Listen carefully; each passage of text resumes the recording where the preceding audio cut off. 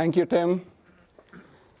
Hi, everyone. My name is Adarsh Pavani. I'm a technology evangelist for Apple Vision Pro.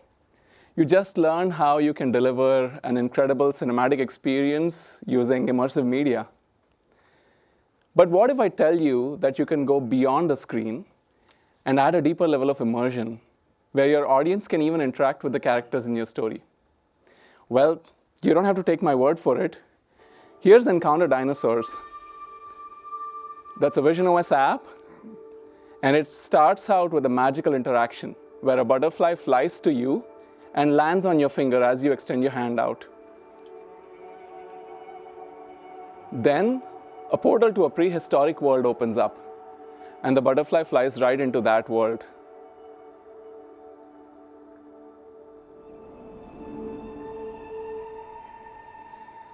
But the real thrill of the experience begins when a lightning strikes. And there's an earth-shattering thunder that fills up the space. The story then introduces Izzy, a curious yet friendly little baby dinosaur. And as you continue with the experience, you come across Raja, the Rajasaurus, who comes out of the portal into your room and looks you in the eye. But be careful. If you fiddle with him, he may even try to bite you. Whoa! The last one especially was bone-chilling. Well, luckily I have a full-blown presentation to warm you up to the idea of bringing similar capabilities into your storytelling apps on Apple Vision Pro. This morning, I'll take you through some of the capabilities in our native tools and frameworks that act as fundamental building blocks for making a great interactive experience.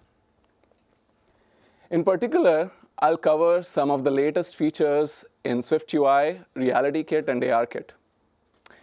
Broadly speaking, SwiftUI helps you create great 2D and 3D immersive spatial interfaces. RealityKit gives you the ability to add fully interactive 3D scenes that can blend with the real-world surroundings. And ARKit helps you connect that content to the physical world. Together, these frameworks offer the best and the easiest ways to add immersion and interactivity to your experiences. Hey, but again, don't take my word for it. Just go to developer.apple.com and check out these amazing sample code projects. These samples show you how to utilize the various capabilities on visionOS, like how to play back immersive media, create custom environments, utilize custom hand gestures to interact with 3D content, build interactive games, and much more. In fact, there are samples that even demonstrate the capabilities in the latest release of visionOS, visionOS 26. I want to talk about some of the newest and the coolest features alongside showing some inspiring examples that will help you create amazing storytelling experiences with rich 3D content and engaging interactions. I'll start with a quick overview of immersion on visionOS. Then I'll go through some new capabilities in visionOS that can help you create more immersive spatial experiences and interfaces. I'll also show you how you can bring 3D content to life so that it blends seamlessly with the real-world surroundings. I'll take you through different ways in which people can interact with 3D content. I'll cover how multiple people can enjoy an immersive experience together using SharePlay. And lastly, I'll go through some cool capabilities for creating spatial experiences for the web. Let's start with a quick overview of immersive scene types. visionOS experiences are made possible using windows, volumes, and spaces. And visionOS 26 adds new capabilities to each of these scene types. I want to focus on windows and volumes first. When an app is launched on Vision Pro, it opens into a shared space where it exists side by side with other apps. And apps typically start out with a window or a volume, which help people stay grounded to their surroundings, while maintaining consistent and familiar interaction patterns. Like, these are all windowed apps. With visionOS 26, people can log these windows and volumes to particular locations in their physical surroundings. and the device will remember these positions even after a reboot. Also, windows can be snapped to vertical surfaces, while volumes can be snapped to horizontal surfaces. One cool characteristic of volumes is that they can be looked at from any side. And you can even customize the content based on the direction from which a person's looking at your content. Like in this example, the side wall fades away when the volume is looked at from the side. So imagine a 3D scene come to life on someone's coffee table, where your audience can explore and interact with your story from multiple angles, while your content adapts to their point of view. So that was windows and volumes. Next, I want to talk about spaces. To give you an idea of this scene type, I want to show you the Mindfulness app. It's a meditative experience on Apple Vision Pro. When you use a space scene type like this, your app is the only one running. It adds a deeper level of immersion by expanding into 3 dimensions and filling up the entirety of the room. And you have a lot of different ways to take advantage of this kind of immersion. You can use the mixed style immersion, where your app can blend 3D content with physical space. That way, your app can continue to keep people grounded to their surroundings while offering a deeper level of immersion. Or you could use progressive immersion that lets people choose an immersion level that fits their experience the best. And they can change that immersion level by turning the digital crown on Apple Vision Pro. And there is also an option to completely immerse them using the full style immersion. Now, there are a couple of interesting additions to immersive spaces this year. Like previously, progressive immersion style was only supported in the landscape aspect ratio. Now, in addition to landscape aspect ratio, progressive immersion style also supports a portrait aspect ratio. This can work really well with your vertical screen content. For example, if you have an existing iPhone experience that showcases the characters from your stories, you can recompile it for visionOS while maintaining its original aspect ratio. The example here on screen is Petite Asteroids. It's a sample project that utilizes the portrait style aspect ratio to take advantage of its vertical design. Later this afternoon, my colleague Nathaniel will show an end-to-end workflow of how some of the features of this experience were built. Another great addition to visionOS 26 is your immersive space content can blend in with system environments. So now your audience can choose to interact with your story in any of the system environments. Like, for example, people can watch immersive content on the moon.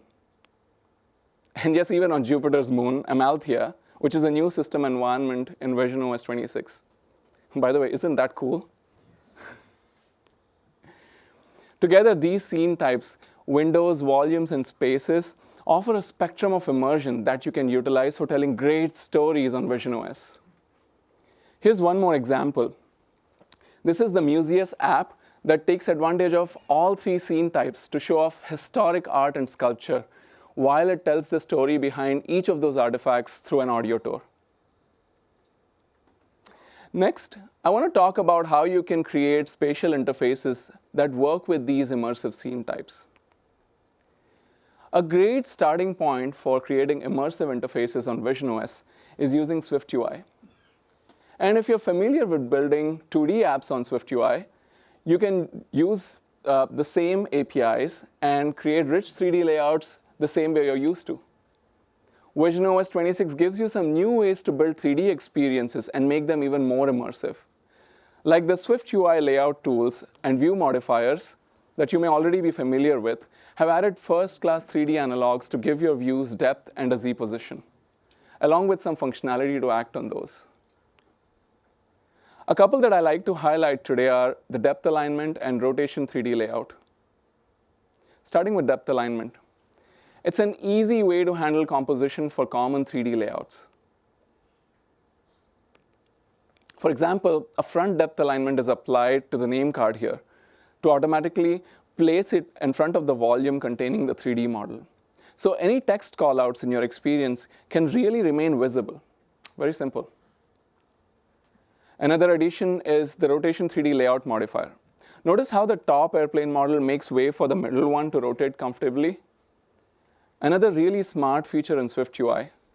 These kind of features in SwiftUI can come really handy when you take your audience through an interactive, nonlinear story. For example, in a nonlinear story that has multiple endings, you may want to present text panels alongside a call to action.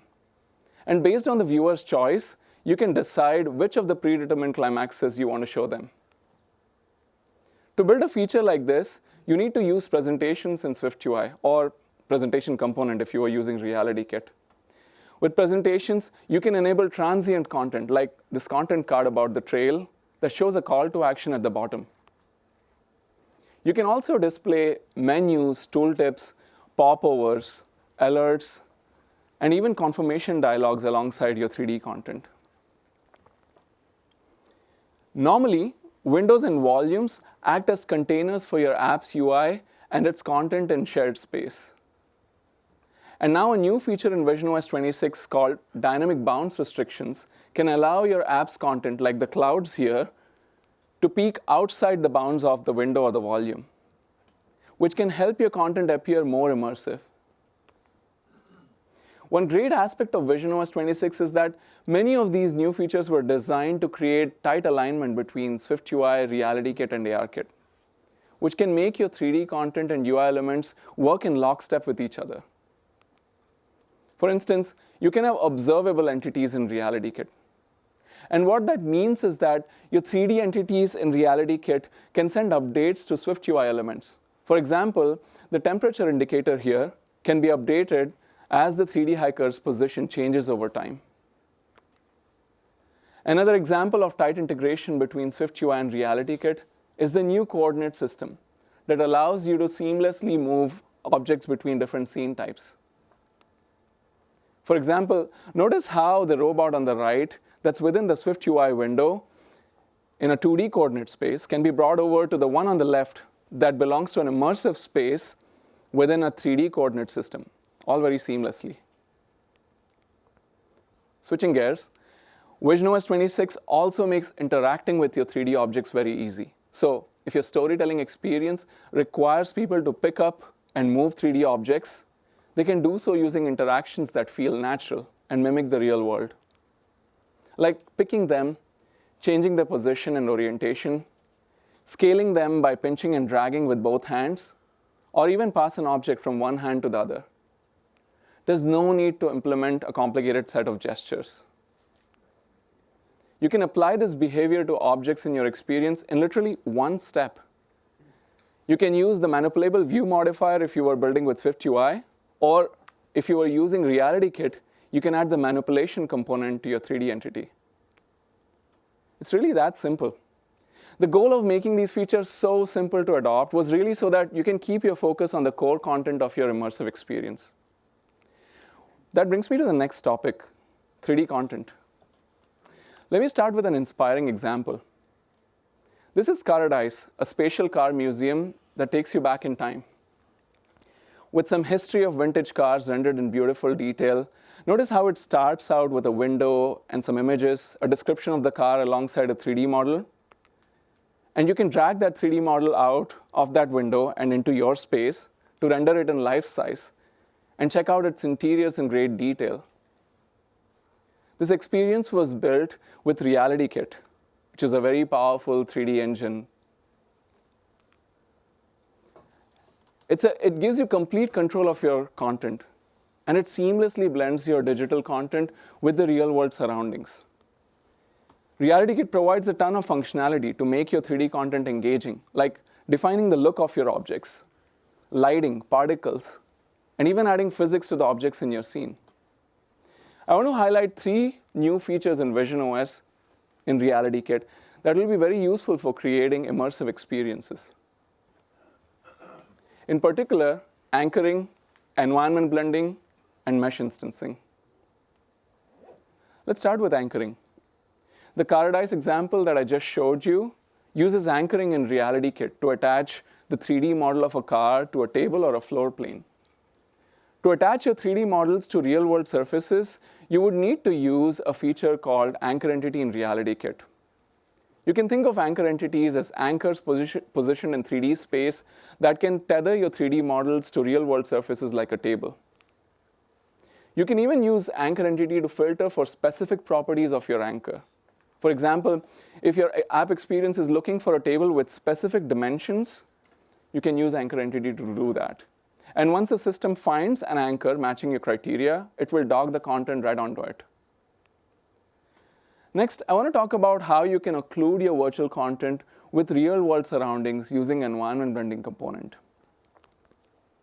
Think of 3D characters flying out of the screen and blending in seamlessly with your physical space, while the objects in the room occlude them very realistically. You can achieve that kind of an effect using the environment blending component. Just to give you an example, check out this virtual tambourine that's getting occluded by the real-world waves in front of it. To enable this kind of an effect, all I had to do was add the environment blending component to the virtual tambourine and set it to blend with the surroundings. Very easy. Next up, mesh instancing. In your 3D experience, there are oftentimes scenarios where you need to render hundreds of copies of a 3D object. For example, when you have pebbles on a beach, birds flocking, school of fish swimming, or some magical rock swirling. In such scenarios, creating a large number of clones will result in a large memory and processing footprint, especially since the system will have to draw each entity individually while maintaining their position and orientation in space. Mesh Instances component solves for that problem by using low-level APIs to draw multiple copies of the 3D object while maintaining their position, rotation, and scale. You can even customize the look of each of those instances. It's super easy to use, yet an extremely powerful feature in RealityKit. So those are some of the newest and extremely useful features in RealityKit that can help you add interactive content to your stories. Before I move on to the next section, there is one thing I wanted to call out. RealityKit is just one of the ways in which you can bring 3D experiences to visionOS. There are, in fact, several other choices. For example, you can bring your own proprietary rendering system to visionOS using Compositor Services framework and draw directly to the displays using Metal. Or you could use one of the game engines like Unity, Unreal, or Godot to bring your existing content to Vision Pro. Here's an experience built by Mercedes-Benz to show the various key features of their GLC EV. It's an experience that was built with Unity, and it renders the car in beautiful detail.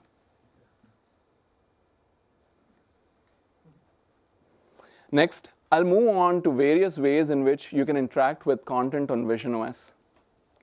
Eyes and hands are the primary input methods on Vision Pro.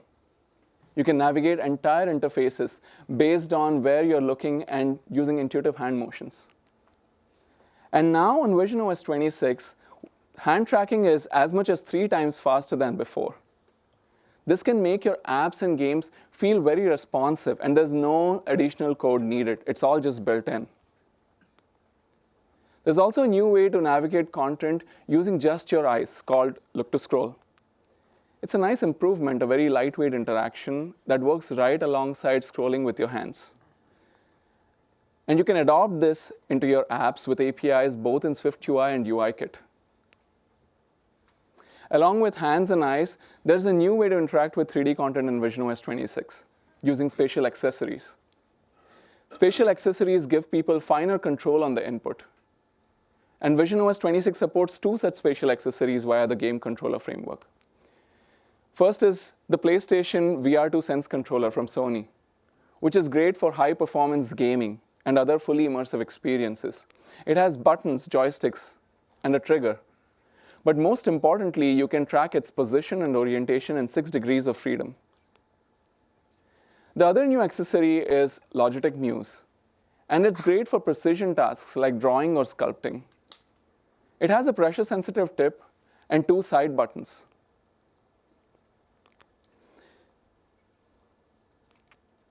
One thing I wanted to call out is that you can anchor virtual content to these accessories using an anchor entity in RealityKit.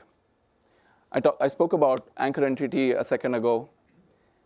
And you can do so using RealityKit and the anchor entity class. And I have an example to demonstrate that. This is Pickle Pro from Resolution Games, where you can play a game of pickleball, and they've anchored a virtual paddle onto the grip of one of the controllers, and the ball onto the other one. So even in a fast-paced interaction such as swinging your paddle to play pickleball, the system can track the controller very precisely. Using these accessories, you can introduce precise interactions into your stories, like using the Logitech Muse as a magic wand, or drumming with the PSVR controller. Since both these accessories support haptic feedback, your audience can really feel the interactions as you take them through an action or adventure scene. And it's all supported using the game controller framework alongside RealityKit and ARKit. All right, next, let's talk about SharePlay. Using SharePlay, multiple people can go through your immersive storytelling experience together.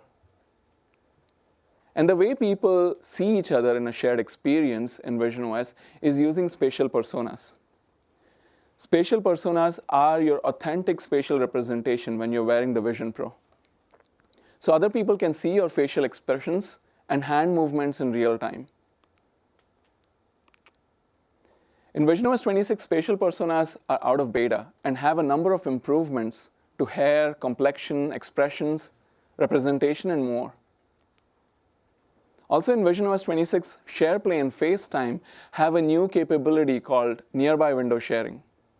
Nearby window sharing lets people located in the same physical space share an app and interact with each other. This is Defendrella by Rock Paper Reality, by the way. It's a multiplayer tower defense game, and it comes to life right there in your space. And all of this starts with a new way to share apps. Every window now has a share button next to the window bar, and giving it a tap shows the people nearby, so you can easily start sharing with them. The shared context isn't just for those in the same room, though. You can also invite remote participants via FaceTime. And if they are using Vision Pro, they'll appear as spatial personas.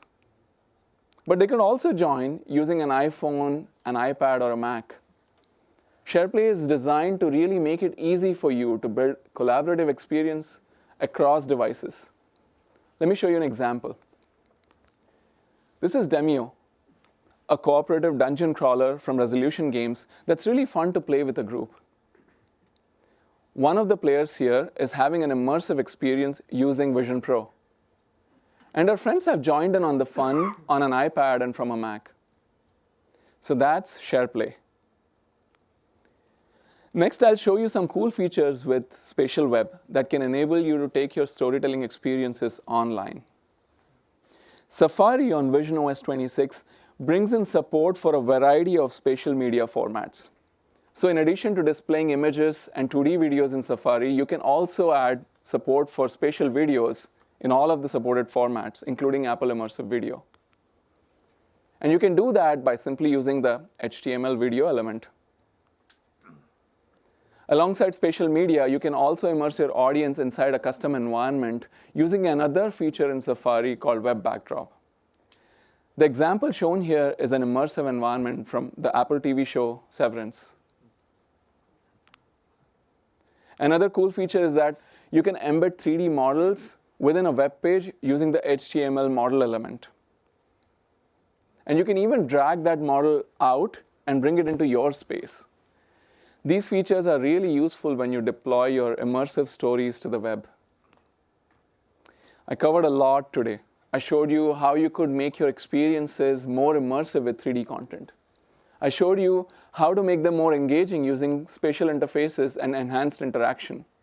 How multiple people can experience your story simultaneously using SharePlay, and even take those stories online with the latest additions to Spatial Web. Together, these features make it very easy for you to tell compelling stories on Apple Vision Pro. But visionOS 26 offers many more features that I couldn't get to today. Again, one more time, don't take my word for it. Just go to developer.apple.com, and if you haven't done so already, please check out the WWDC sessions on visionOS. They cover everything from enhancements to using Metal with compositor services, to updates to SwiftUI, enhancements to RealityKit, support for third-party accessories, the new video technologies, and so much more. And with that, I'll hand it back to Serenity. Thank you.